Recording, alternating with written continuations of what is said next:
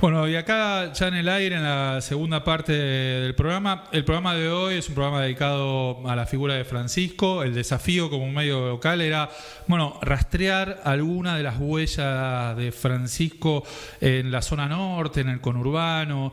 Recién hablamos con Fernanda Miño, una vecina del barrio La Cava, una catequista, una dirigente social y política que llegó a secretaria de Nación, ¿no? Con responsabilidades en el área de la urbanización de los barrios populares, que se reconoció como producto de la política de Francisco y la incidencia de las palabras de Francisco.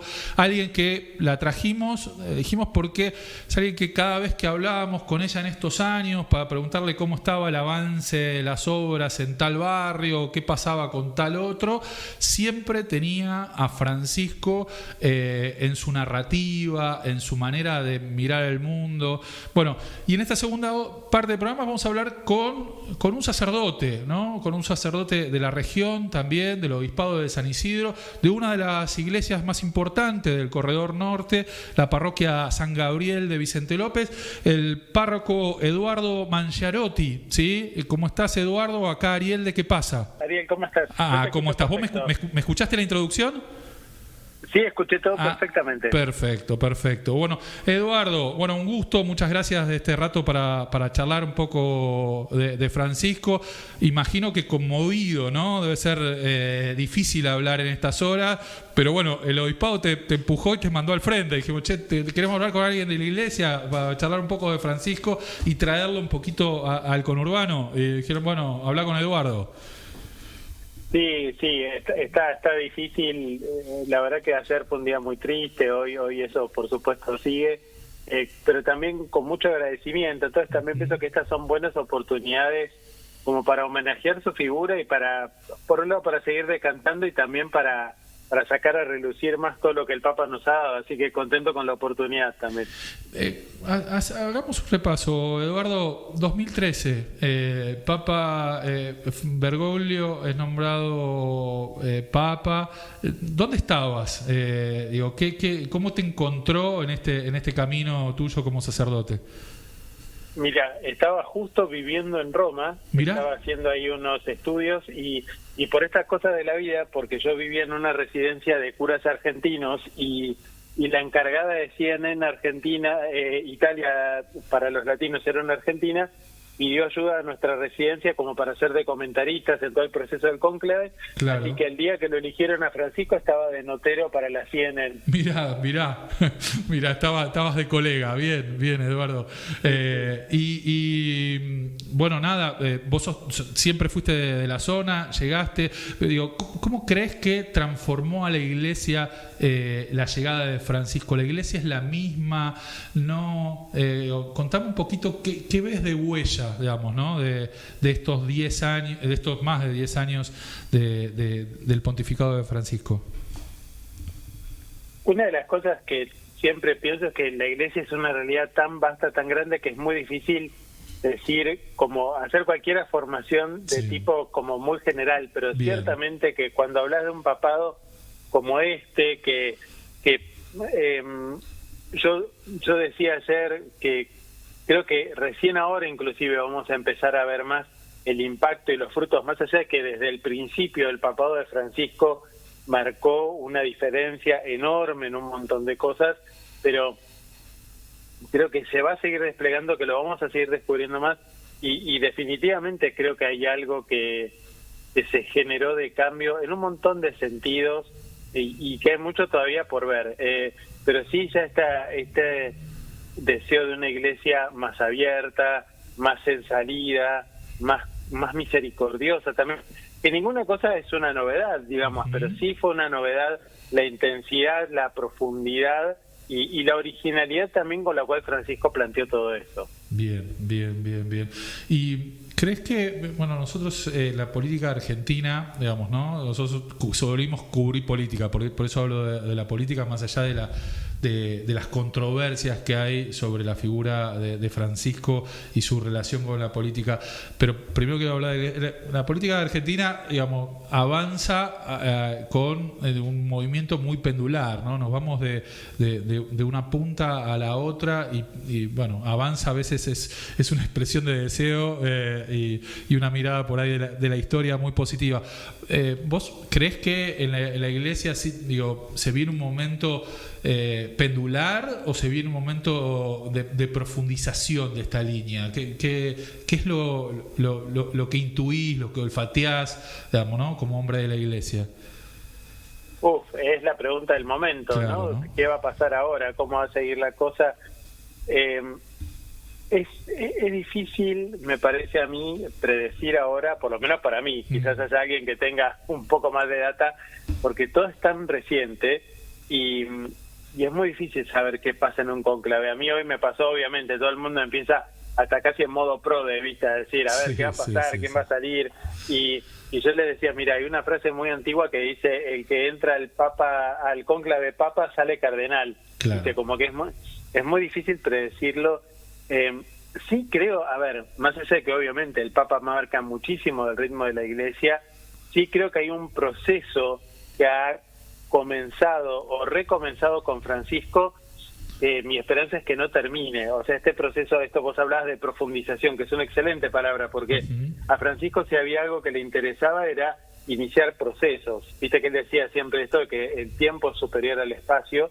Entonces no se trata tanto de conquistar espacios, sino de iniciar procesos, y creo que hay un itinerario de evangelización, de cercanía, ahora de sinodalidad, que es esta palabra un poco rara, pero que habla de este deseo de una iglesia que si querés, que distribuye mejor el poder, que trabaja de un modo más circular, más dialogado en sí misma y con el mundo.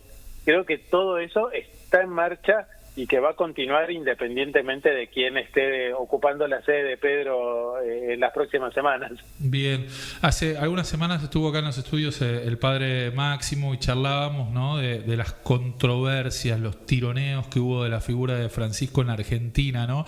La frase bíblica, ¿no?, de que nadie es profeta en su tierra parece cumplirse. Bueno, él me lo ponía en duda, me decía, che, acá fue una cuestión de algunos medios, de algunos comunicadores, pero la gente de la iglesia en Argentina lo adora a Francisco. Yo como un hombre que no soy de la iglesia, veía como con asombro los cuestionamientos, ¿no?, por ahí de vecinos, de gente cercana que siempre había sido muy religiosa, muy devota, muy cercana, que tenía la imagen de Juan Pablo II en la casa, y poner alguna mueca cuando se hablaba de Francisco por quizás su relación con algunos dirigentes de la política argentina, por esto. ¿Cómo ves, todo eso que estuvo dando vuelta en la figura de Francisco, que también se habla con, si venía, si no venía, y cómo eso estaba cruzado y tensionado? Me parece, uno entendió muy bien que no venga a la Argentina con el clima que había y los tironeos y la búsqueda de utilización de su figura que había de distintos sectores. ¿Cómo viviste todo ese tiempo y todo ese aspecto, ¿no?, de la figura de Francisco? Yo creo que ha habido en muchos casos una sobreinterpretación de algunas de las cosas del Papa, ¿viste? De la mueca que ponía, de los gestos, sí. Y que a veces en eso había siempre ganas de llevar agua para el propio molino, y como el Vaticano nunca hace declaraciones con respecto a por qué se hizo tal gesto, por qué se hizo tal cosa, todo queda muy librado a la interpretación de la persona, que lo va a hacer obviamente desde su propio marco. Entonces, en ese sentido, yo con el tiempo lo que fui viendo es que eran en general las procesiones un poquito estériles, sobre todo porque, y como gracias a Dios el Papa fue gobernando y guiando a la Iglesia a lo largo de gobiernos extremadamente diferentes, y sin embargo con todos teniendo gestos de apertura, de recibir, siento que eso hoy ya medio que cae por tierra. Me parece a mí que en eso a veces ha habido una falta de comprensión de lo que es una figura global, como la del Papa, que no es un líder nacional, por más que obviamente a su manera lo fue, pero que ocupa un lugar diferente del que a veces la gente quería que ocupe, y que, como en un montón de cosas, me parece que en eso Francisco nunca se dejó encerrar. Entonces me parece que hay algo ahí muy como enriquecedor de su figura, que trasciende y que tiene que ver mucho con esto que él hablaba todo el tiempo, de construir puentes, de salir al encuentro, de sentarse a dialogar. Entonces creo que hoy eso es una crítica que ya se queda medio estéril. Bien, bien. Y te hago las últimas, Eduardo, y te agradezco este rato de charla.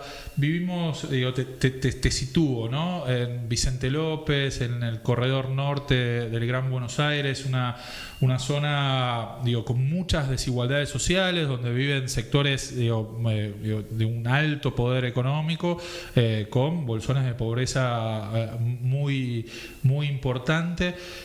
Esto lo charlábamos también hace unas semanas con Máximo. Una iglesia de San Isidro que siempre se ha destacado, por la opción por los pobres, como se llama dentro de la iglesia, y que eso fue, bueno, como que tuvo como un resaltado muy particular a partir del 2013 con Francisco como Papa. ¿Alguna reflexión sobre esta opción por los pobres de la iglesia de Francisco, de la iglesia de San Isidro en nuestra zona norte, ¿no? Esta huella, recién lo hablábamos también con Fernanda Miño, que se identificó como producto, ¿no? Como una catequista que se empieza a involucrar en política, alentada por referentes de la iglesia que la invitan a involucrarse, y en todo este clima, ¿no? A vos toca ser párroco en un lugar que tiene estas características sociales, ¿no? Y que con muchos privilegios y muy cerca de lugares donde se sufre mucho las carencias vinculadas a cuestiones materiales. Sí, San Isidro es la diócesis, quiero decir, no el partido, que somos los 4 partidos de la inmediata zona norte, acá Vicente López, San Isidro, San Fernando y Tigre, tiene esa combinación de, como decís vos, de realidades donde una y otra conviven muy cerca, muy de la mano.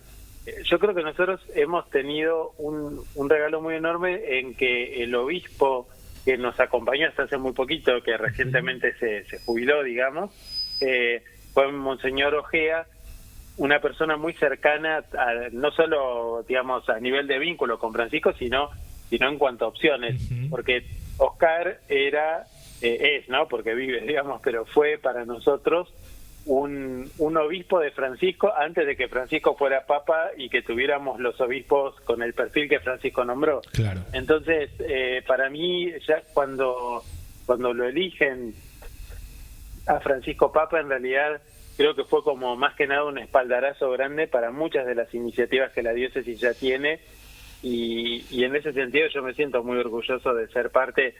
No solo lo digo pensando en los curas, sino también en un montón de laicos. Mi papá ha estado siempre muy vinculado con la iglesia, y también recuerdo lo que fue para él la figura del Papa como un impulso inspirador, y lo mismo para mucha gente en su compromiso con los más pobres, no solo en la diócesis, sino en todos lados.